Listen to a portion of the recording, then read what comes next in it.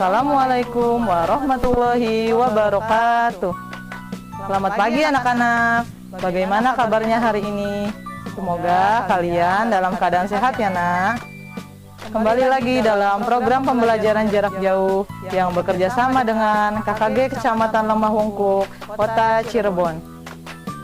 Perkenalkan, nama Ibu Dia Nur Komalasari. Ibu mengajar kelas 2 di SD Negeri Api-Api. Hari ini kita akan membahas tentang tema 4, hidup bersih dan sehat. Subtema 4, hidup bersih dan sehat di tempat umum. Pembelajaran 4, 5, dan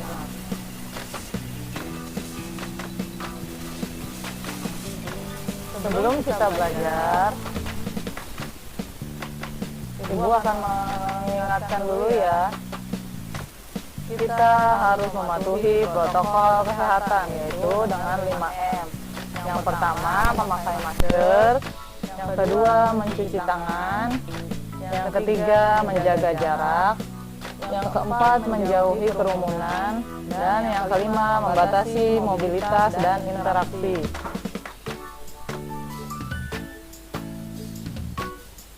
Alat tulis apa saja sih yang perlu disiapkan sebelum belajar? Yang pertama ada buku. Yang kedua, siapkan pensilnya. Yang ketiga, siapkan penghapus. Sudah siap? Baiklah anak-anak, sebelum kita belajar, alangkah lebih baiknya kita berdoa dulu ya nak. Berdoa dimulai. Bismillahirrahmanirrahim.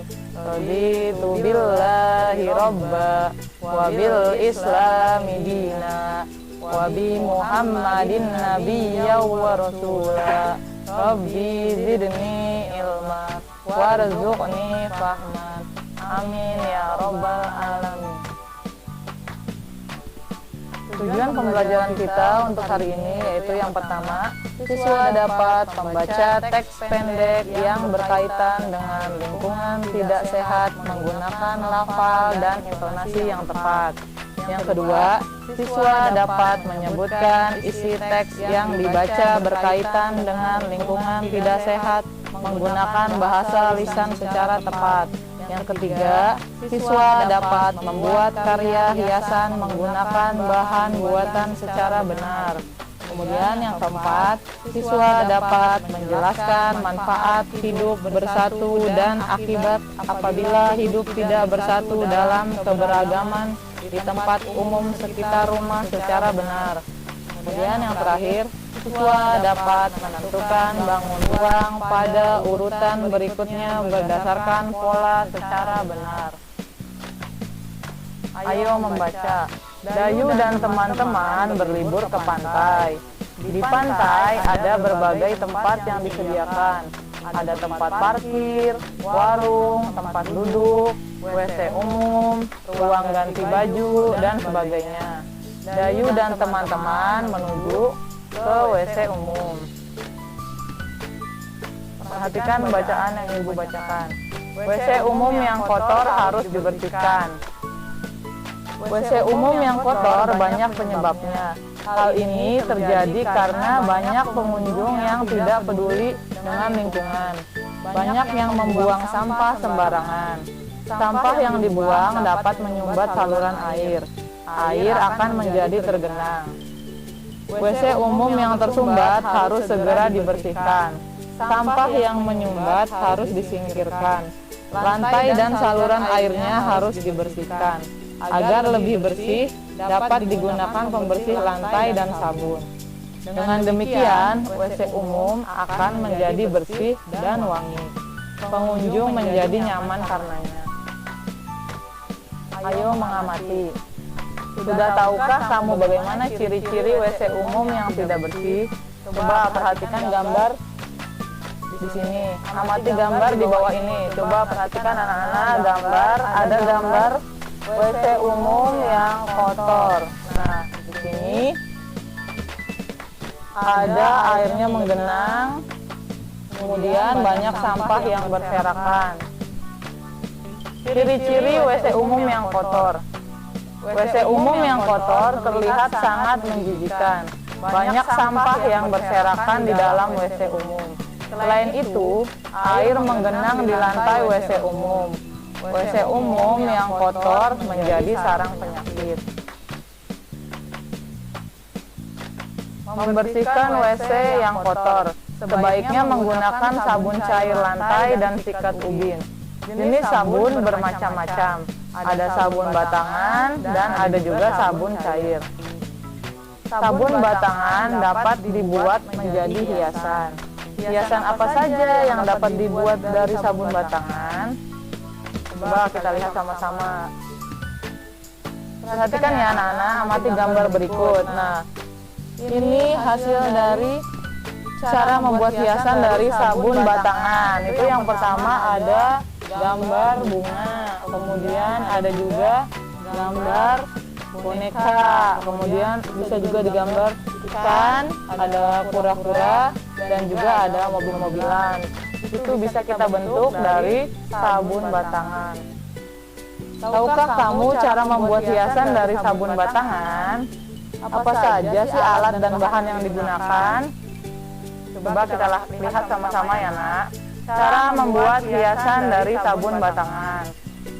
Alat dan bahan. Yang pertama yang kita perlukan yaitu pensil.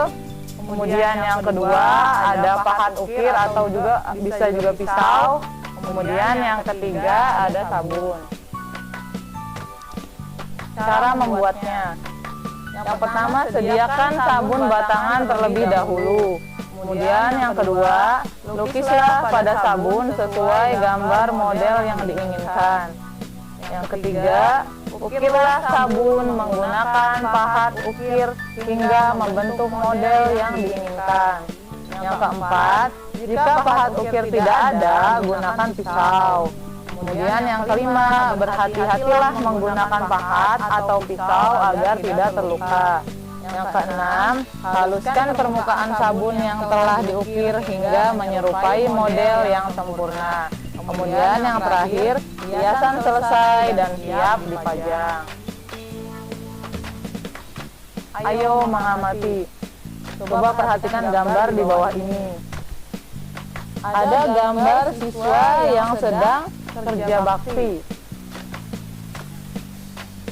Apa yang dilakukan Dayu dan teman-teman? Sikap apa yang mereka tunjukkan? Dayu dan teman-teman merawat taman kelas bersama. Mereka selalu menerapkan kebersamaan.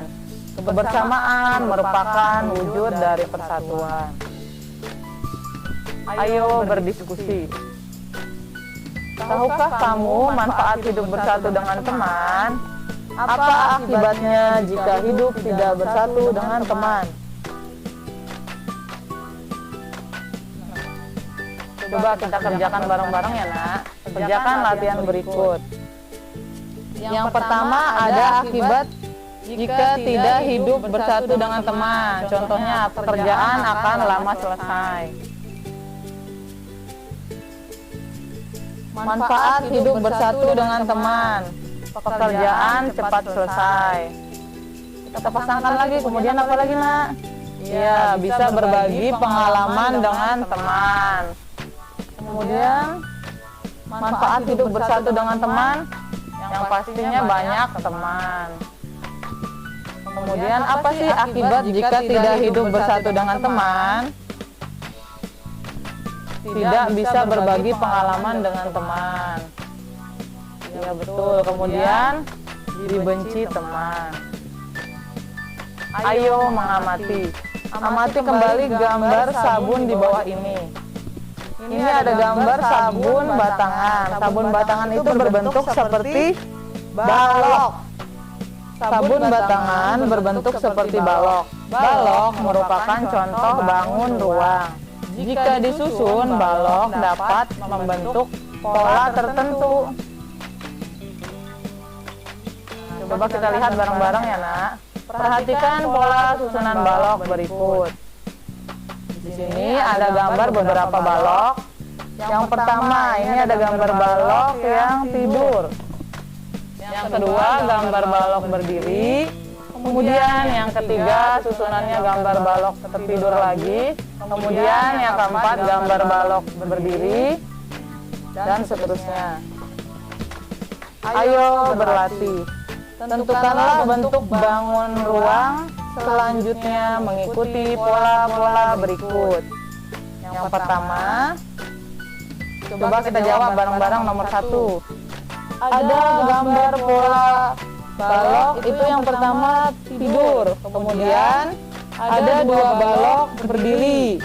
Kemudian ada satu lagi balok tertidur. Kemudian ada 2 balok berdiri, 1 balok tidur. Kemudian selanjutnya apa ya? Ya, 2 balok berdiri. Nah, coba sekarang anak-anak kerjakan latihannya ya di rumah. Ada 5 soal. Nah, nanti boleh dibantu dengan orang tuanya. Seperti yang Ibu contohkan tadi. Kesimpulan, kita harus membiasakan hidup bersih dimanapun kita berada, baik di rumah, di sekolah, maupun di tempat umum. Karena kebersihan itu adalah sebagian dari iman. Manfaat hidup bersatu dengan teman, yaitu banyak teman, bisa berbagi pengalaman dengan teman, dan pekerjaan juga menjadi cepat selesai.